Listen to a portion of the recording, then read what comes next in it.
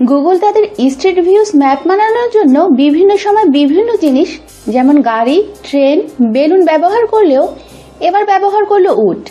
হ্যাঁ, ইউনাইটেড আরব আমিরাতের মরুভূমি লিওয়া এত বিশাল যে সেখানকার ম্যাপ বানাতে গুগল উট ব্যবহার করেছে।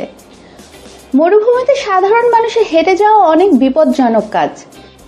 এছাড়া মরুভূমিতে গাড়ি কিংবা অন্য কিছু চালানো অনেক কঠিন। লিওয়া মরুভূমি বিশাল এক দুর্গম মরুভূমি। সেখানে গাড়ি নিয়ে গুগল স্ট্রিট ভিউ ম্যাপ বানানোর একবার পরিকল্পনা করেছিল, তবে পরবর্তীতে গুগল সিদ্ধান্ত নেয় গাড়ি কিংবা অন্য উপায়ে ছবি নেওয়া অনেক ঝামেলার কাজ।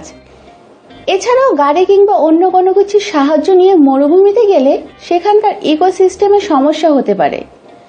তাই গুগল সিদ্ধান্ত নেয় তারা বড় সাইজের একটি উট ভাড়া করবে এবং উটের সাথে গাইডও ভাড়া করবে। উটকে মরুভূমি জাহাজ বলা হয়, ফলে উট দিয়ে এই কাজ করা সম্ভব। যেমন চিন্তা তেমন কাজ।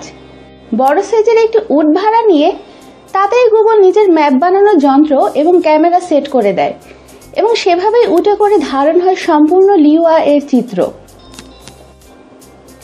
আমাদের সাথেই থাকুন এবং সাবস্ক্রাইব করুন।